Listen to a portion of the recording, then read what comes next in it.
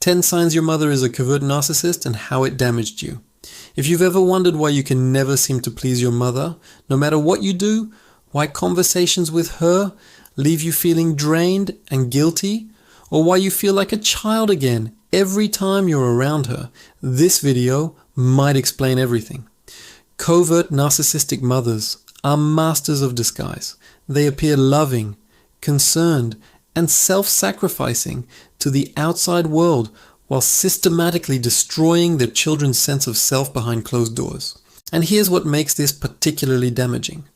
You've been told your whole life that your mother loves you, that she's doing her best, that you're ungrateful for not appreciating her sacrifices.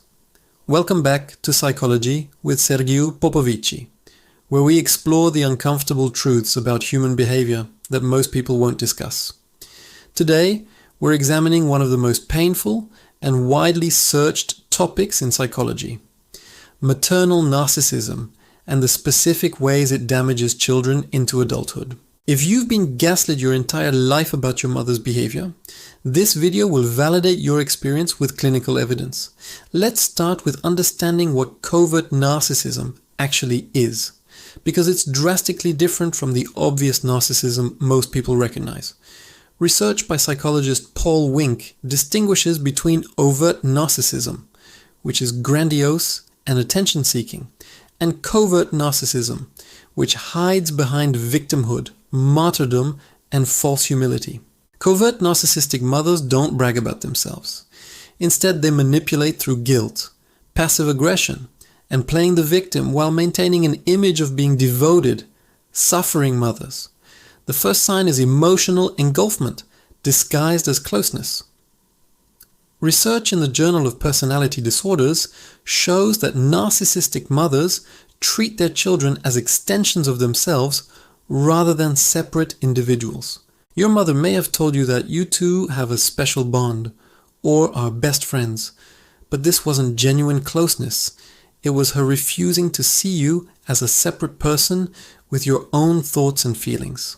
She shares inappropriate details about her life, treats you as her therapist, and becomes enraged or hurt when you establish any independence. Research shows this creates what psychologists call enmeshment, where you can't tell where you end and she begins, making healthy separation feel like betrayal.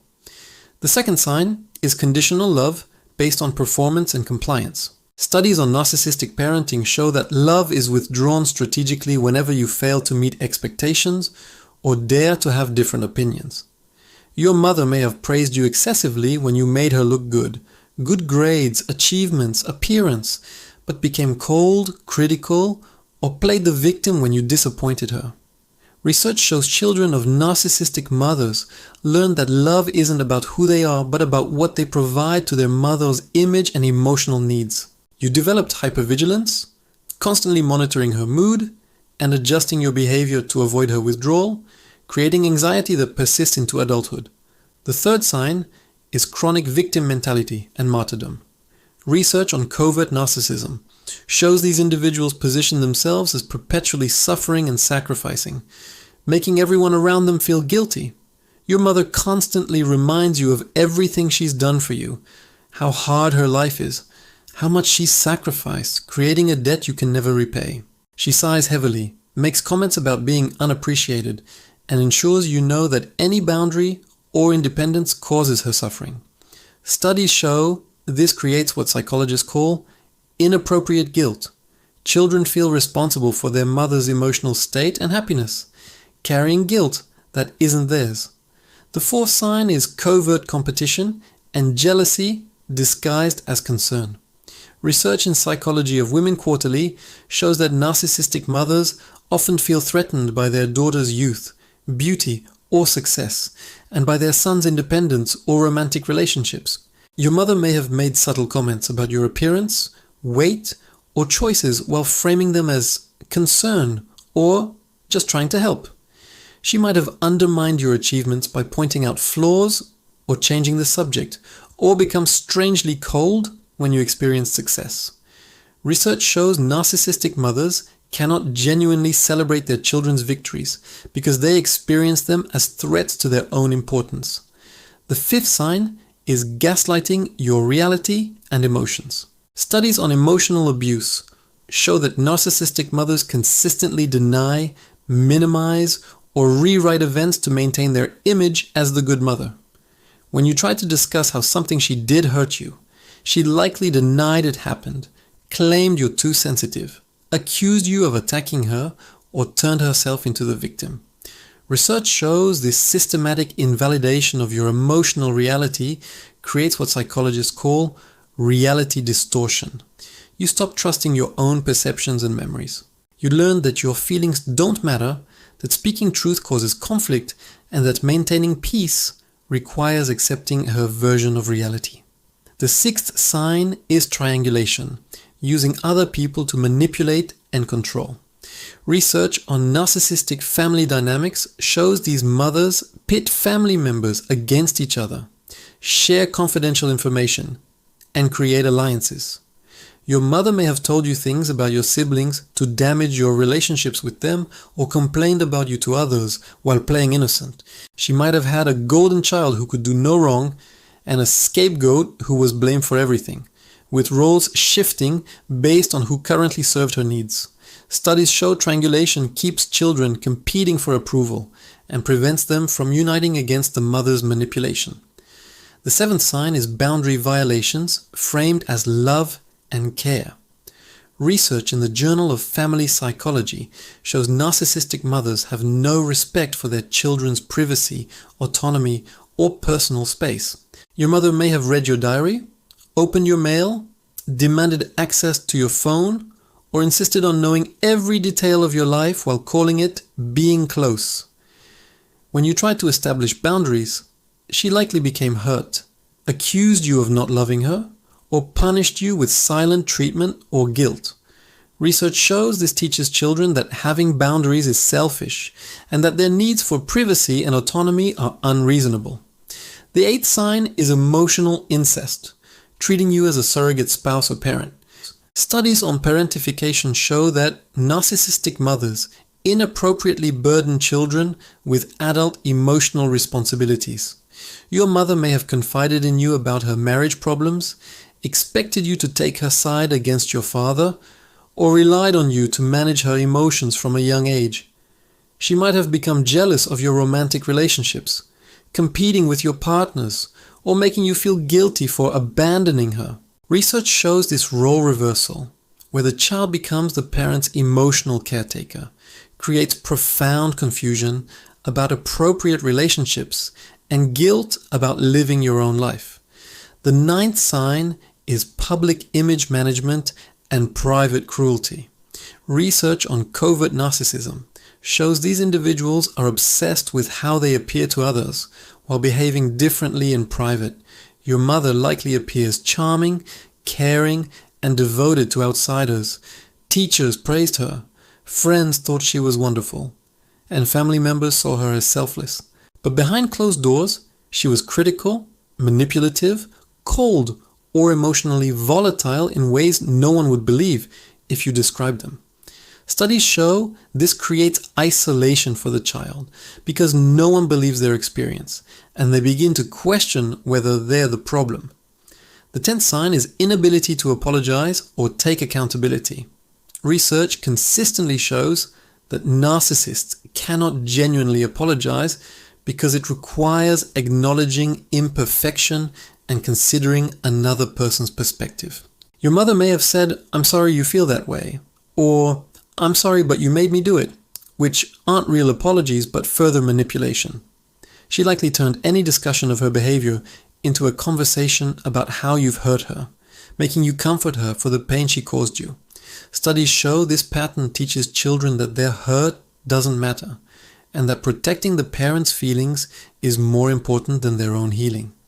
Now let's talk about the specific damage this causes that persists into adulthood, because understanding the effects is crucial for healing.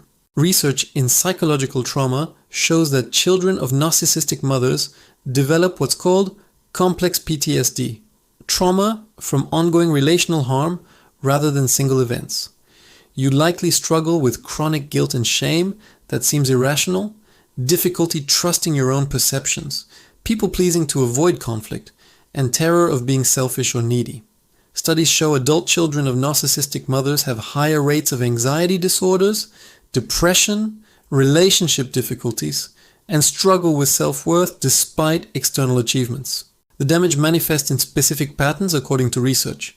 You may attract narcissistic romantic partners because that dynamic feels familiar, or conversely, you may avoid intimacy entirely because closeness feels dangerous. Research shows you likely have difficulty identifying and expressing your own needs because you were trained that your needs don't matter. You might achieve external success while feeling internally empty because your mother taught you that your value lies in performance rather than inherent worth. Studies show many adult children of narcissistic mothers struggle with emotional flashbacks, sudden overwhelming feelings of shame, guilt, or fear triggered by situations resembling childhood dynamics. Now let's address what many people struggle with: accepting that your mother is narcissistic when she never hit you and sometimes seemed caring. Research is clear. Emotional abuse is as damaging as physical abuse, with studies showing similar brain changes and psychological outcomes. The intermittent kindness actually makes the abuse more damaging. According to research on intermittent reinforcement, occasional positive treatment creates stronger bonds than consistent negativity. Those moments when your mother seemed loving weren't real connection. They were either manipulation to maintain control or brief periods when you were successfully meeting her needs. Clinical research shows that accepting this reality, while painful, is the first step toward healing because you stop blaming yourself for the relationship dysfunction. Let's talk about what healing actually looks like, because research shows specific approaches that help. First, validate your own experience without requiring your mother to acknowledge it. She likely never will, and waiting for that keeps you trapped. Research on trauma recovery shows that believing your own perceptions despite gaslighting is foundational to healing. Second, establish and maintain firm boundaries, which may include limited contact or no contact, depending on the severity. Studies show that continued exposure to narcissistic abuse prevents healing, and protecting yourself isn't cruelty. It's necessary self-care. Third, work with a therapist who specializes in narcissistic family dynamics and complex trauma. Research shows that general therapy often isn't enough because therapists unfamiliar with this dynamic may encourage reconciliation or family contact that's harmful. Fourth, join support communities of others with narcissistic mothers. Research shows that connection with people who understand your experience reduces isolation and validates reality. Fifth, practice reparenting yourself, learning to provide the unconditional acceptance, validation, and care your mother never gave you. Studies on attachment repair show that developing a compassionate internal voice to replace your mother's critical one is essential for healing. Sixth, work on understanding that your mother's inability to love you properly wasn't about your worth. It was about her pathology. Research shows narcissistic personality disorder creates genuine incapacity for healthy love, not just unwillingness. Before we close, I need to address something important. This video will likely trigger strong reactions, and that's normal. If you're feeling rage, grief, or intense pain right now, that's your body finally processing what it's always known but couldn't name. Some of you are realizing for the first time that your experience has a name, that you're not crazy or ungrateful, and that the problem wasn't you. Research shows this realization is simultaneously devastating and liberating. Devastating because it confirms the loss of the mother you needed. Liberating because it frees you from self-blame. If family members or flying monkeys tell you you're being too harsh, remember that people who haven't experienced narcissistic abuse cannot understand it. Research shows that narcissistic mothers are masterful at maintaining public images, and others' perceptions don't invalidate your private reality. Your healing doesn't require anyone else's validation or permission. Not your mother's, not your siblings, not society's. The truth is that some mothers are incapable of genuine maternal love due to personality pathology, and admitting this isn't hateful, it's honest. You deserved a mother who saw you as a separate person worthy of unconditional love. And the fact that you didn't get that wasn't your fault. Every feeling you've had, the guilt, the confusion, the rage, the grief, is valid and understandable given what you experienced. If you're struggling with family trauma, narcissistic abuse recovery, or need professional support for this healing journey, I offer psychological consultation services in Munich, Germany. Thank you for watching Psychology with Sergiu Popovici, and please take care of yourself after watching this. Healing is hard work. If this video helped you see your experience clearly for the first time, please subscribe and share it with others who might need this validation.